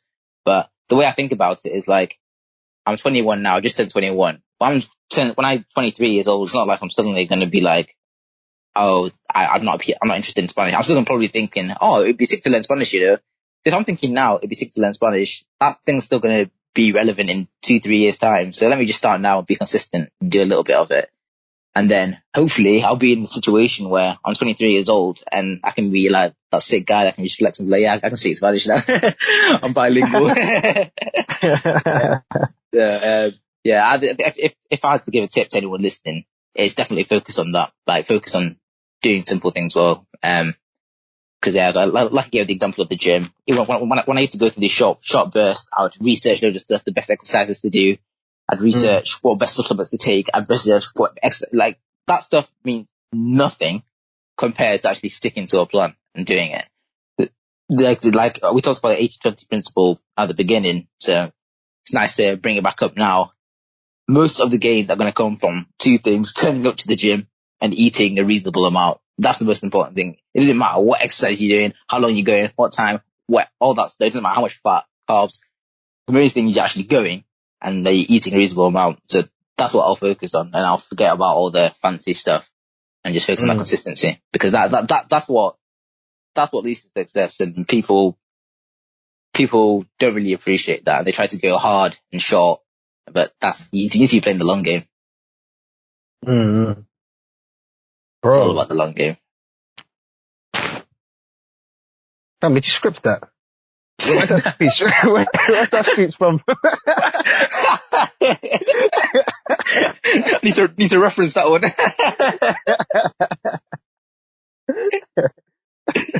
Site references now. Which format?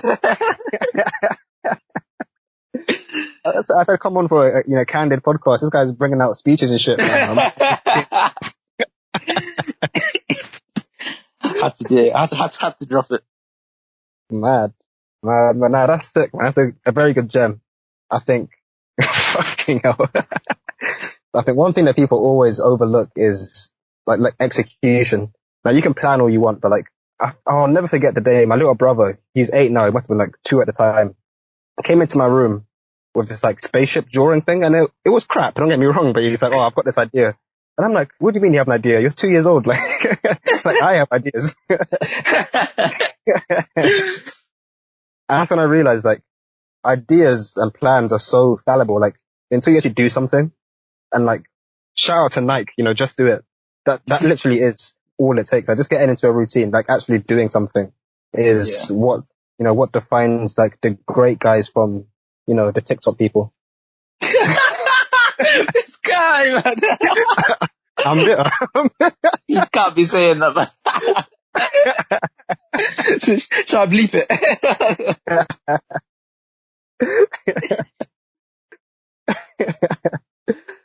Nah, but for real though, like, the difference between, like, as you said, like, looking back in 5 years and seeing yourself, like, exactly the same or just way better, all comes down to, like, just to doing something. Yeah, and also, like, the important part as well for me is because you've been intentional and purposeful with your time, it means that you lose a lot of the regrets that you'd have as well. As I talked about, not going to the gym in 5 years and not changing. Now because I know what I want or what I'm aiming towards, And it means that all the times that I spend doing leisurely activities, that I don't feel bad for them anymore, because that was always part of the plan type of thing. Like I always had time for that thing.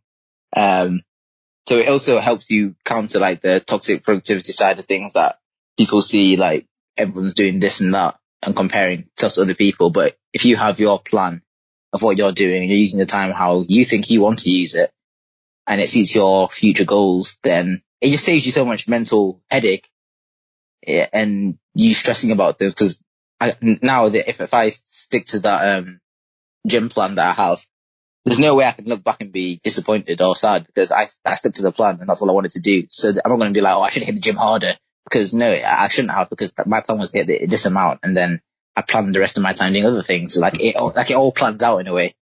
So it saves you having any regrets, because you already planned it all out in a way. That's how I live. Yeah. That's how I've started to live my life anyway. And like, I want to stay stress free. Like I know what I want, and I'm trying to do the steps that'll make it. And I know the times I have for leisure, so I'm chilled out. Mm-hmm. Yeah, that's a good way to do it, man.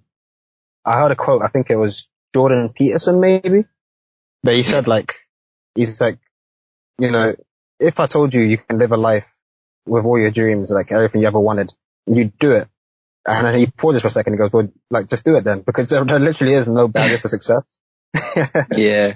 I mean, of course, some people, they physically are like, maybe you have one leg or something like that. There are certain implications that make life more difficult. But for most of us, like, the difference between getting, okay, maybe not an honors in your case, but like getting a 2-1 in engineering, all you have to do is like go to the library for an hour every now and then, read a book, versus like playing Fortnite. And like, it's a key word that you use, I guess a buzzword, like being purposeful, just knowing that, I guess, auditing yourself and knowing that every second, every minute, every hour you spend has to be going towards, well, it doesn't have to be, but if you dedicate that towards something productive, something progressive, like, the sky's the limit, man. And I think when I saw you posted your pictures of your fitness progress, I'm like, this guy, when I saw you 2 years ago, I swear I could have eaten you in one bite, man.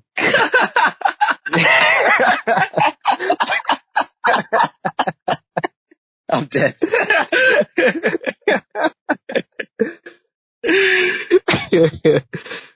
This guy went from garlic bread to a whole snack, man. Now I've got to be cautious when I head down to Barts, man. I've got to up my game. No, this is weird that this has come up as well, because I read a book recently about make time, which is about how we make time in your day. And then based off that, I've started using an app called Readwise. I don't know if you heard about it, but if you read online like ebooks or stuff, because I read books on my iPad now and I highlight them occasionally. I don't always highlight them, but occasionally I highlight stuff I find useful. And the app Readwise, you can import highlighted segments from books you've read, and then it sends it to you in an email. Either you can see in the settings, you can choose whether it's in a daily, every 2 days, every week, every month. And it does it in a way. So it's kind of, because when you read a book, you kind of forget the contents of it and you need to remind yourself of it. And it's kind of a bit of a hassle to consciously think, okay, it's been a year since I've read this book. I need to pick it up now again and read it. So this app just sends you, you can set how many it is again, like five highlights from it, all the books in your library that you've read and that you've highlighted.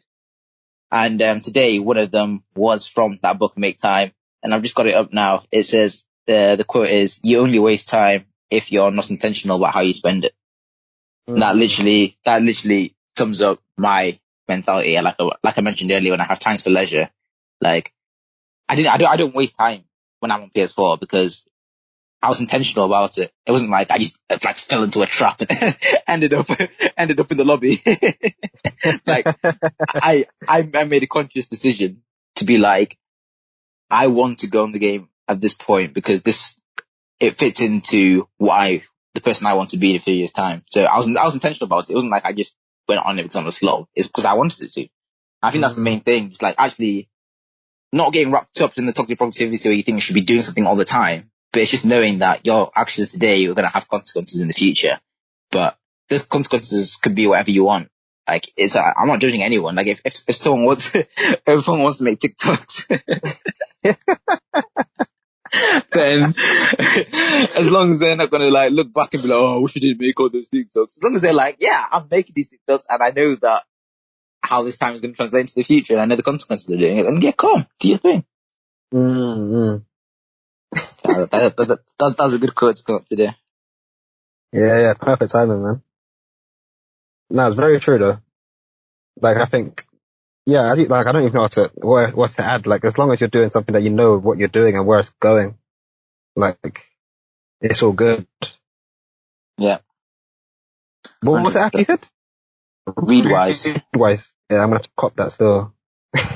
Yeah, it's sick as well because if you're not a person that, if you don't use ebooks or you don't highlight books yourself, you can still add books. And what it does is it takes the most highlighted stuff from other people that they've highlighted and that they call supplemental highlights, and it'll send you those instead. So if you've read 5 books and you didn't have time to highlight them, you can just add them to your library and then it'll send you the most highlighted stuff from those books to your email. Or you can go on the app as well. Mad.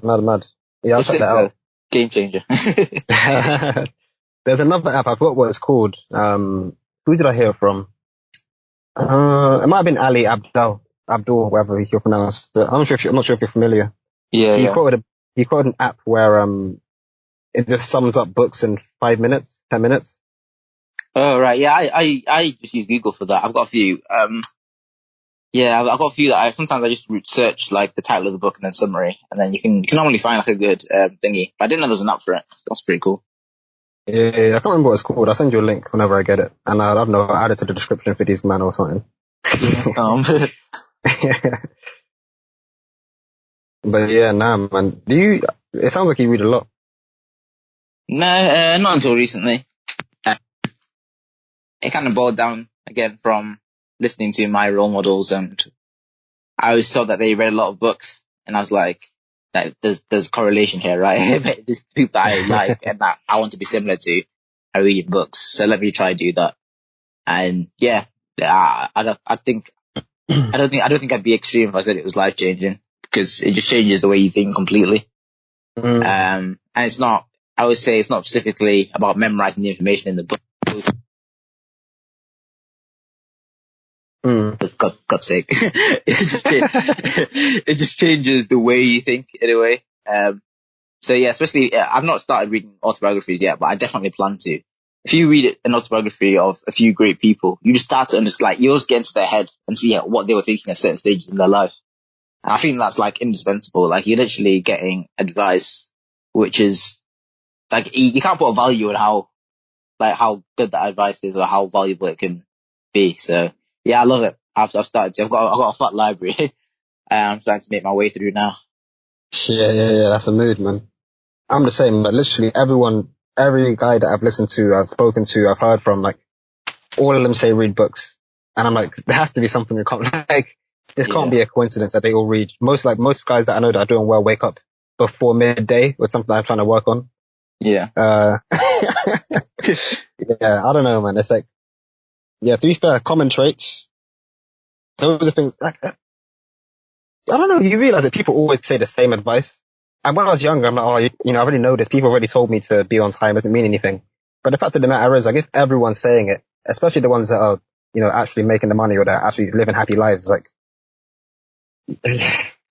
even though it's cliche, it has to be right. Well, there has to be at least some level of truth in it. Yeah, definitely. Yeah. So I've started to take the mindset of, so I kind of describe it in a weird way. So I don't know if you, know about like medical and dental guidelines. There's guidelines for other stuff as well, but like, medical and dental guidelines is in such a way, for example, if someone's taking a certain drug, there's guidelines which is based on past evidence which says certain things. So like there's a drug that people use if they need to stop the blood clotting, for example. So as dentists, we need to know that if we're doing extractions that they might bleed more. So there's been evidence in the past of what happens, let's say, if you tell them to not take their medication on that day, or if you tell them to miss their morning dose, or you tell them to just keep taking it as normal, and the evidence shows, oh, did they bleed too much, blah, blah, blah. And this all this evidence goes into forming guidelines, which is what most people should follow. Like, they're out there, they're published by companies, and most dentists should follow them, unless you're an expert or like you've specialized and it's a very unique case, then you can go against guidelines, but you have to have a good reason type of thing. So most times if you're taking a tooth out, you want to be like, okay, following this guideline for management of bleeding disorders, I'm not going to stop the medication because past evidence shows it's not going to do it. Fair enough. But if it's a really unique case and you think, oh no, those guidelines say this, but I'm going to go against it, you have to have a very good reason type of thing, because if anything goes wrong, the blood is literally, quite literally on your hands because you've gone against guidelines.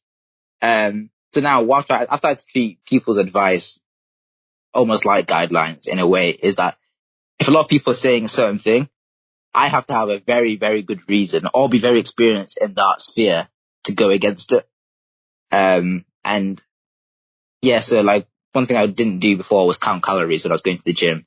I kept hearing people saying like, you know, like abs are made in the kitchen, like the exercise is only this percentage. It's all about diet. You should count calories, you should count your macros. I just didn't do it. Like I clearly thought I was more intelligent or I knew better than those people. But now, if I don't have a very good reason or a lot of experience in that sphere, I'm going to just, okay, do you know what? Let me just count calories and at least test it. I'm not saying they're going to be right and it's 100% true, but at least try it and at least give it the respect to go through with it fully and give it a good chance. And most times, like 9 times out of 10, I've done this. It's been beneficial and I've realized it. Waking up early is one of those ones. You don't know how stubborn I was about saying, oh, there's no point waking early. Like, there's no difference. Like, I chill about it. Recently, I've been waking up early. See, I replied to your message like, what? 8 a.m. this morning. Yeah. At 9 or I've something. been waking up early recently, and yeah, I can't lie, it is a game changer. Like, you need to do it. The waking up early is so good. Like, it's mad, and I'm glad I've started to. Only recently, it's because I'm in the middle of a book called the 5 a.m. Club. I'm not gonna wake up at 5 a.m., but I'm reading it, and it does give a lot of reasons why waking up early is good, and I've tested them, and I can like back that up and say it is good. Like now even though it's 3 p.m., I feel like the whole day's finished. Like my old days would be finished by now. Because once it hits, even if I wake up at 12 p.m., for me personally, after like 10, or like, yeah, after that certain time, I don't really feel like working anymore. I don't feel like doing anything. I just end up on social media doing stuff. But for me, when I wake up early, there's not really much happening on my phone, for one, because all my boys are asleep. And, yeah, like when you wake up, you're ready to like get into the day type of thing. Whereas for me personally, like when I get to the end of the day is when I start to slow down. So I'd rather have the end of the day just for chilling and slowing down without having to do the work then. But yeah, 5 a.m. Club, good book. I recommend that. Add it to your list. Yeah. Yeah, I've been waking up late, and you definitely feel the difference when, like, I did a couple of nights during uni, and like Yeah. when you get up at 5, 6, 7, like you get most of your work done before 10, before 12, and from then on you're just chilling. You don't realize Whereas, how much time you have. It's mad. Like you yeah, honestly, yeah, like you can be. I had a friend in A level, like was not really my friend. I just knew him, but well, he was you're mad. a hater. Spitting bare hate for 2 hours. Listen, the guy will attest to that. We're probably not friends, but he was mad clever. He's studying medicine at the moment. He smashed his A levels, 4A stars, all that, and he used to say this bad thing which still spins my mind. All the revision he did before 12 p.m. Mad. Imagine this guy was working. I can't remember what hours he used to work. He had a job at the same time as A levels. He used to wake up at 5 a.m., bang all his work before like 11, 10. I can't remember what time it was. He used to eat, get dressed, shower, do all his work before that time, and the rest of the day he used to go to work. But obviously, if that was me, I'd just be chilling after 12 every day, knowing that I still done everything I needed to do. And I still find that crazy.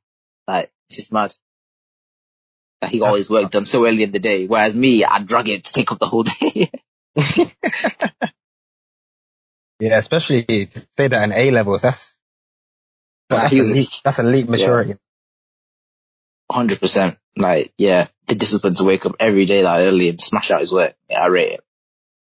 Yeah, I got a pattern up, man. Yeah, it's definitely worth trying at least. Definitely worth trying. Yeah, for sure, man. That's nuts. Yeah, I've got a pattern up. In fact, there's someone else that I follow on Instagram. He just graduated Cambridge Law, and he has to do like a ask me any question. Someone asked him, "What's the single best habit you've picked up?"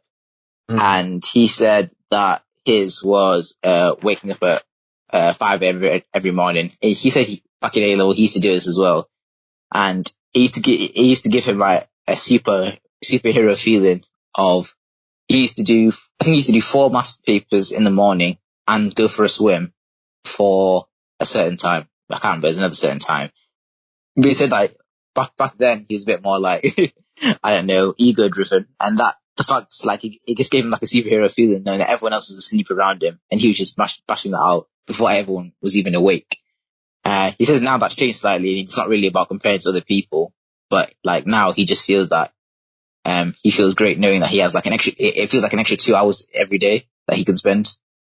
And it's just like it does give you a buzz if you start doing it for a few days and you start ticking off checklists before 12. You just feel good about it. You start to feel like, wow, I'm unlocking like an extra few days of my life every time I do this. Yeah. That's Tommy, right? No, this is a different guy. I don't even know his name. Oh man. Yeah, I forgot his name, but I'll follow him. It's because he's got a weird username, like it's not his actual name. So Them ones. yeah, Yeah, shout out to Tommy though. Tommy, that was a great episode. yeah. That Came with the honestly, law. yeah. I need to listen to it. You know, like honestly, he just dropped so many gems. Yeah, Honestly, man, honestly. I got a lot of respect for him. Same, man. As much as I can from a 1 hour podcast episode, but Yeah, yeah, it's approaching the 2 hour sweet spot. I think yeah. as much as I'd love to chat all day, I know you got content out for that already, man. I might just stick it on Spotify. Yeah. No, man, it's been good to catch up, you know, 'cause it's been a while. And yeah, just talk about rubbish, talk about life, TikTok, level 100 best drivers, all of that. So yeah, it's been good to Honestly, chat, man. man. Thank you for inviting me. It's obviously like an honor and a privilege that you asked me to come on, and it's been sick. Yeah, I'm happy to, man. I'm scouting competition.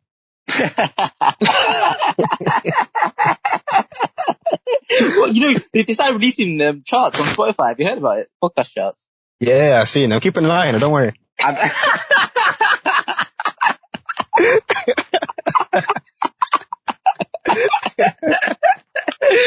See, you're worse than me. I haven't even checked them yet. I don't even know how to access them yet, but seems like you're 2 steps ahead.